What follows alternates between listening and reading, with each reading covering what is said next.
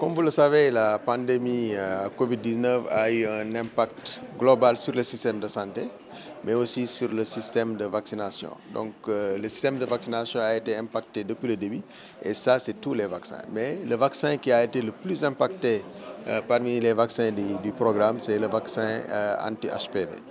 Parce que c'est un vaccin qui se donnait essentiellement au niveau des écoles. Mais quand au début de la pandémie, il y a eu le confinement de rester chez vous, non seulement les gens ne fréquentaient plus les structures, mais aussi les écoles étaient fermées.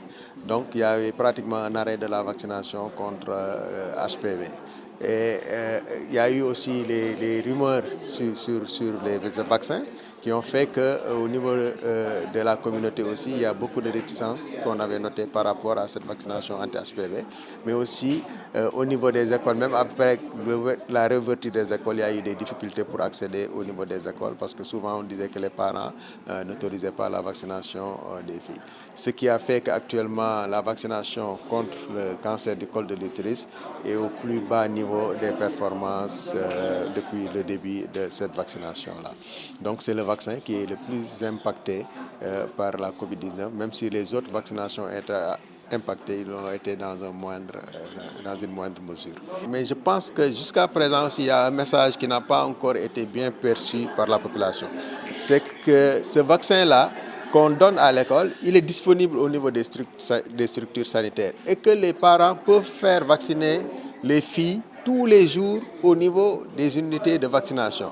Donc si les enfants ne sont pas vaccinés à l'école, elles peuvent être vaccinées au niveau des structures. Donc je pense que le message c'est de demander aux parents d'amener les filles qui ont 9-10 ans au niveau des structures de santé pour qu'ils reçoivent là-bas leur vaccination anti-HPV.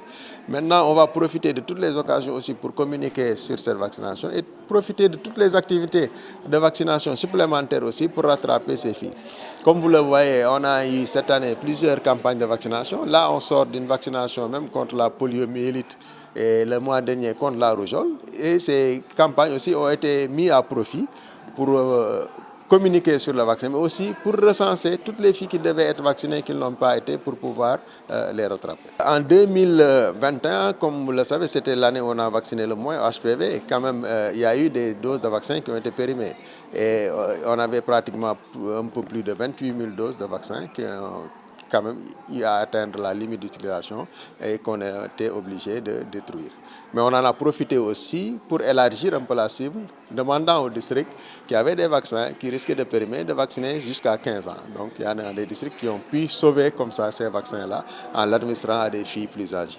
Nous, on l'utilise dans le cadre de la lutte contre le cancer du col, mais c'est un vaccin qui protège contre d'autres types de cancers, donc pratiquement tous les cancers génitaux, les cancers anorectales, les cancers de ORL. Donc vous l'avez vu avec la présentation du professeur, que ça permet quand même d'éviter beaucoup de cancers en dehors du cancer du col de l'utérus.